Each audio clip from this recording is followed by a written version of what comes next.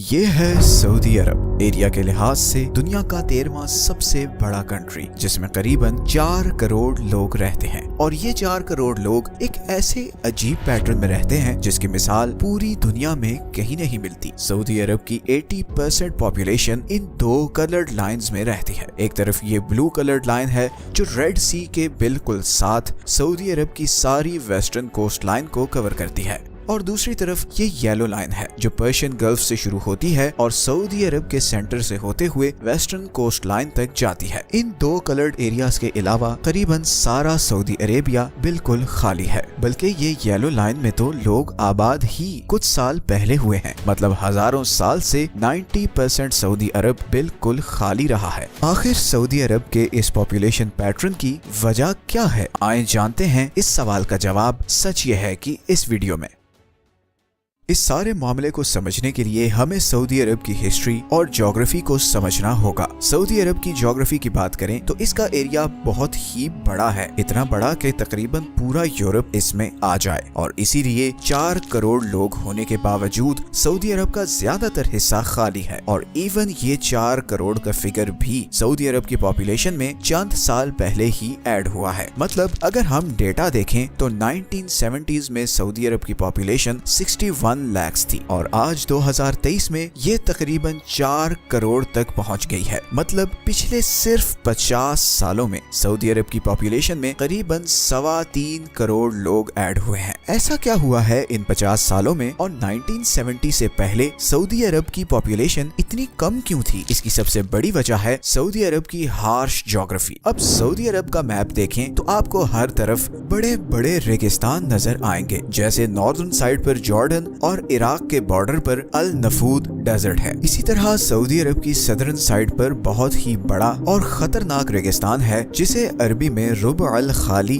اور انگلش میں دا empty quarter کہتے ہیں۔ اگر آپ گوگل میپ پر سعودی عرب کو دیکھیں تو آپ کو سمجھ آ جائے گا کہ اس ایریا کو دا ایمپٹی کوارٹر کیوں کہتے ہیں۔ اس پورے ایریا میں آپ کو کوئی روڈ، ریل، گھر کچھ بھی نظر نہیں آئے گا، اور اس کی وجہ یہ ہے کہ اس ریگستان میں اتنے بڑے اور خطرناک ریت کے طوفان آتے ہیں جتنے ہماری پوری زمین میں کہیں نہیں آتے، اور گرمیوں میں یہاں ٹیمپریچر 55 ڈگریز تک پہنچ جاتا ہے، جبکہ دوسری طرف سردیوں میں اتنی ٹھنڈ ہوتی ہے کہ ٹیمپریچر -7 تک گر جاتا ہے۔ اسی ریگستان کی وجہ سے سینٹرل، ناردرن اور صدرن عربیہ میں ٹریڈ ہمیشہ سے بہت مشکل رہا ہے۔ حالانکہ یہ سارے کنٹریز پڑوسی ہیں اور ان کے ایک دوسرے کے ساتھ بارڈر ہیں۔ ایون اگر آپ عمان کو دیکھیں تو وہ تو بالکل ہی لاک نظر آئے گا، مطلب آگے سمندر ہے اور پیچھے ایک خطرناک صحرا۔ 20th سینچری سے پہلے اس ریگستان کو کراس کرنے کا کوئی سوچتا بھی نہیں تھا۔ 1931 میں پہلی دفعہ ایک برٹش ایکسپلورر مارک ایونز نے چند لوکل عربیوں کے ساتھ 60 دنوں میں اس ریگستان کو کراس کیا، اور 2018 میں پہلی دفعہ یہاں ایک ہائی وے بنائی گئی جو عمان کو سعودی عرب سے کنیکٹ کرتی ہے۔ اس سے پہلے اگر آپ نے بغیر ایئر ٹریول کے سعودی عرب سے عمان جانا ہوتا تو آپ کو UAE کے تھرو 18 گھنٹے کی ڈرائیو کر کے جانا پڑتا تھا۔ تو یہ ریگستان تو ایک وجہ ہو گئی سعودی عرب کی اس ہارش جغرافی کی۔ دوسرے نمبر پر ایک بہت ہی انٹرسٹنگ چیز یہ ہے کہ سعودی عرب دنیا کا وہ سب سے بڑا کنٹری ہے جس میں ایک بھی پرماننٹ ریور نہیں، اور صرف سعودی عرب ہی نہیں بلکہ یمن، عمان، UAE، قطر، بحرین اور کویت میں بھی کوئی دریا نہیں ہے۔ اسی طرح اس پورے عرب میں سب سے زیادہ بارش ادھر سعودی عرب اور یمن کی ویسٹرن کوسٹ لائن پر ہوتی ہے، اور یہی ایک وجہ بھی ہے کہ یمن کی پاپولیشن عمان، UAE اور باقی گلف کنٹریز سے بہت زیادہ ہے۔ اسی پاپولیشن پیٹرن کی وجہ سے یمنی سول وار کا سب سے زیادہ امپیکٹ سعودی عرب پر پڑ رہا ہے، بیکاز عمان اور یمن کے بیچ تو یہ ربع الخالی ڈیزرٹ ہے جدھر کوئی جاتا نہیں، جبکہ سعودی عرب کے سب سے زیادہ آبادی والے ایریاز یمن کے سب سے پاپولیٹڈ شہروں کے بالکل ساتھ ہیں، اور اسی لیے حوثی باغی اکثر سعودی عرب کو میزائل اٹیک سے تھریٹ کرتے رہتے ہیں۔ اب یہاں پر ایک بڑی انٹرسٹنگ چیز یہ ہے کہ سعودی عرب کے سارے بڑے شہر جیسے کہ مکہ، مدینہ، جدہ، ریاض اور دمام سب اس ہائی پاپولیشن سرکل سے باہر لوکیٹڈ ہیں۔ اب مکہ، مدینہ اور جدہ کی لوکیشن کے پیچھے ہزاروں سال کی ہسٹری اور اسٹریٹجک ریزنز ہیں۔ اگر آپ جدہ اور مکہ کو دیکھیں تو دونوں ایک دوسرے سے کافی قریب ہیں، اور دونوں ہی Mediterranean Sea, Gulf of Aden, Persian Gulf اور اس ایمپٹی کوارٹر سے بالکل ایکول ڈسٹنس پر ہیں، اور اس اسٹریٹجک لوکیشن کا مطلب یہ تھا کہ ہزاروں سال साल से इंडिया, ईरान, ईस्ट अफ्रीका और इजिप्ट से आने वाले तिजारती काफलों मतलब ट्रेड कैरावान्स के लिए इन दोनों शहरों को अवॉइड करना तकरीबन नामुमकिन था, क्योंकि स्टीम शिप्स और सुएज कनाल बनने से पहले इजिप्ट से लेकर इंडिया तक का सारा जमीनी और समुद्री ट्रेड इसी रूट से होता था, जिसके रास्ते में मक्का, मदीना और जद्दा आते हैं। और यही वजह है कि ये तीनों शहर इकोनॉमिकली अरब वर्ल्ड का फोकल पॉइंट बन गए। अब अगर हम मैप को थोड़ा और जूम इन करें तो आप देख सकते हैं कि मक्का के नॉर्थ में सारा पहाड़ी एरिया है, और अगर हम थोड़ा सा नॉर्थ ईस्ट में आए तो यहाँ ताइफ है। ताइफ एक खूबसूरत शहर है जहाँ पर हर तरफ ग्रीनरी है और मौसम ठंडा है। पुराने वक्तों में कुरैश के बड़े बड़े सरदार और अमीर लोग गर्मियों में यहीं पर वक्त गुजारने आते थे। उनके लिए ये एक हिल स्टेशन था, मगर ताइफ से आगे पर्शियन गल्फ तक आपको बिल्कुल फ्लैट रेगिस्तान नजर आएंगे। और इस सारे एरिया को मार्क करने के लिए हम येलो हाईलाइट करते हैं। इस सारे एरिया में बारिश ना होने के बराबर है और इसीलिए हजारों साल से ये सारा एरिया बिल्कुल खाली रहा है, सिवाय रियाद के आसपास के कुछ एरियाज के जहाँ पर कुछ अरब बद्दू रहते थे। और 20वीं सदी के शुरू तक ऐसा ही रहा। सन 1900 में सऊदी अरब की पॉपुलेशन 25 लाख थी और ये 99% पॉपुलेशन इधर सऊदी अरब की वेस्टर्न कोस्ट लाइन इस ब्लू लाइन में रहती थी। लेकिन फिर अगले 30 सालों में कुछ ऐसी चेंजेस हुई जिसके बाद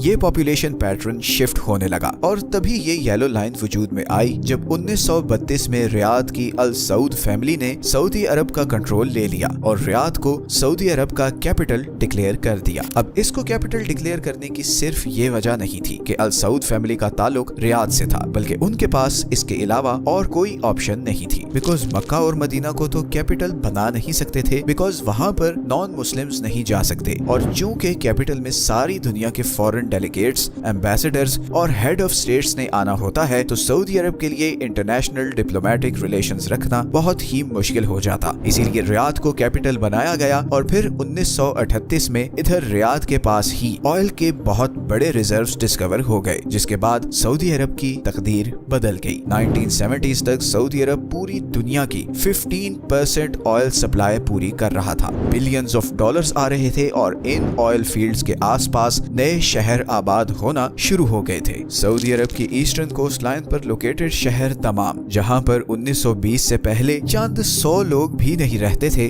अब ऑयल इंडस्ट्री का हब बन चुका था। और आज की डेट में दमाम एक state of the art metropolitan city बन चुका है, जहां पर 20 लाख लोग रहते हैं। और ये सब कुछ पिछले 40 से 50 सालों में हुआ है। 1970s के बाद सऊदी अरब में पैसा पानी की तरह आने लगा। सऊदी अरब दुनिया की सबसे बड़ी वेलफेयर स्टेट बन रहा था, जहां पर किसी शहरी पर कोई टैक्स नहीं था और एजुकेशन से लेकर पानी, बिजली, खाना, पेट्रोल और इवन घर, हर चीज गवर्नमेंट की रिस्पॉन्सिबिलिटी थी। सऊदी अरब की गवर्नमेंट के पास बहुत पैसा आ रहा था और क्योंकि पॉपुलेशन कम थी तो वो अपने लोगों पर दिल खोल कर खर्च कर रहे थे। मगर यहाँ पर एक प्रॉब्लम ये हुई, जब बढ़ती हुई इकोनॉमी के साथ जॉब्स की डिमांड क्रिएट हुई, मगर सऊदी नेशनल्स को इतनी फैसिलिटीज मिल रही थी कि वो अब नौकरी में कोई इंटरेस्टेड नहीं थे। और इसी गैप को फिल करने के लिए इंडिया, पाकिस्तान, बांग्लादेश, अफगानिस्तान, इंडोनेशिया और इजिप्ट से हजारों मुस्लिम वर्कर्स को वीजे दिए गए और उन्हें सऊदी अरब में लाकर कंस्ट्रक्शन, ट्रांसपोर्टेशन और सर्विस इंडस्ट्री में जॉब्स दी गईं। इसके बाद अगले 30 सालों में सऊदी अरब की इकोनॉमी और पॉपुलेशन लिटरली एक्सप्लोड हो गई। रियाद और जद्दा झोंपड़ियों और टूटी फूटी सड़कों से अब मेट्रोपॉलिटन सिटीज बन चुके थे, जहां पर अब कुल मिलाकर 1.5 करोड़ लोग रहते हैं। अब सऊदी अरब की 85% पॉपुलेशन शहरों में रहती है और यही वजह है सऊदी अरब के इस पॉपुलेशन पैटर्न की, जहां पर सऊदी अरब की मेजॉरिटी पॉपुलेशन इस नेचुरल ब्लू लाइन और artificially created yellow line pattern में रहती है। लेकिन यही पॉपुलेशन पैटर्न अब सऊदी अरब के लिए बहुत प्रॉब्लम्स क्रिएट कर रहा है। याद रहे कि ये येलो लाइन पर आबाद होने वाले शहर बिलियंस ऑफ डॉलर खर्च करके 30 से 40 साल पहले ही बसाए गए हैं और इनका सबसे बड़ा मसला है पानी, क्योंकि यहाँ पर बारिश ना होने के बराबर है। इसी का हल निकालने के लिए 1980s में सऊदी अरामको ने इस सारे एरिया में अंडरग्राउंड पानी की तलाश शुरू की और वो उन्हें मिल भी गया। इन वाटर रिजर्व्स पर सऊदी गवर्नमेंट ने आर्टिफिशियल एक्वाइफर्स भी बनाए, लेकिन मसला ये हुआ कि बारिश ना होने और कंजम्पशन ज्यादा होने की वजह से पानी के ये बड़े बड़े कुएं सूखते गए। दूसरा, पूरे सऊदी अरब में सिर्फ 0.5% जमीन कुछ भी उगाने के काबिल है, बाकी 99.5% सरजमीन में कुछ काश्त नहीं हो सकता और इसीलिए सऊदी अरब में मेजॉरिटी फूड बाहर से इंपोर्ट होता है। गो के सऊदी गवर्नमेंट ने किसानों को हैवी सब्सिडीज और आर्टिफिशियल पानी की सप्लाई दी ताकि वो आर्टिफिशियल फार्म लैंड्स बनाएं ताकि सऊदी अरब को बाहर से फूड ना इंपोर्ट करना पड़े और ये कुछ हद तक अचीव भी हो गया, मगर ये सस्टेनेबल नहीं था बिकॉज ये सारा पानी आर्टिफिशियली क्रिएटेड एक्वाइफर्स से आ रहा था और इसी का नतीजा ये हुआ कि 2010 में इन एक्वाइफर्स का 80% पानी खत्म हो चुका था और साइंटिस्ट्स ने प्रिडिक्शन करना शुरू कर दी कि 2030 तक ये सारे पानी की सप्लाई भी बिल्कुल खत्म हो जाएगी। इसके बाद सऊदी अरब ने इस प्रोजेक्ट पर काम रोक दिया और ज्यादा पानी लेने वाली क्रॉप्स जैसे कि राइस वगैरह को उगाना बंद कर दिया। इसी पानी की प्रॉब्लम का सोल्यूशन निकालने के लिए अब सऊदी गवर्नमेंट ने इधर पर्शियन गल्फ के साथ समुद्र में डीसैलिनेशन प्लांट्स लगाए हैं जहां से समुद्र के खारे पानी को साफ करके रियाद, दमाम और दूसरे शहरों तक पहुंचाया जाता है। इसी तरह इधर वेस्टर्न कोस्ट लाइन पर भी 12 डीसैलिनेशन प्लांट्स लगाए गए हैं जहां से इस सारी कोस्ट लाइन के करीब शहरों तक साफ पानी पहुंचाया जा रहा है। नो डाउट ये एक अनबिलीवेबल काम है, मगर ये बहुत हेवीली सऊदी अरब के ऑयल रेवेन्यूज पर डिपेंडेंट है क्योंकि ये डीसैलिनेशन प्लांट्स चलाने के लिए बहुत ज्यादा पैसा चाहिए। इसीलिए किंग मोहम्मद बिन सलमान अब तेजी से सऊदी अरब की इकोनॉमी को ऑयल से डाइवर्सिफाई करना चाह रहे हैं ताकि सऊदी अरब की ऑयल पर डिपेंडेंस खत्म हो, क्योंकि दुनिया अब फ्यूल से इलेक्ट्रिक ट्रांसपोर्ट की तरफ जा रही है और जैसे ही ये अचीव हो गया ऑयल प्रोड्यूसिंग कंट्रीज के लिए बहुत बड़ी प्रॉब्लम्स खड़ी हो जाएंगी। लेकिन इस सारी वीडियो में हमारे लिए लेसन भी है कि अगर लीडरशिप सिंसियर हो तो सहरा को भी गुलिस्तान बनाया जा सकता है। सऊदी अरब के लीडर्स ने जिस तरह रियाद और दूसरे शहरों को ट्रांसफॉर्म किया है, अपने लोगों को आसानियां दी हैं, दैट इज अनबिलीवेबल। इधर हम नेचुरल रिसोर्सेज से माला माल दुनिया की बेस्ट ज्योग्राफी और टेरेन में हैं जहां पर बर्फ से लेकर रेगिस्तान तक सब कुछ है, मगर फिर भी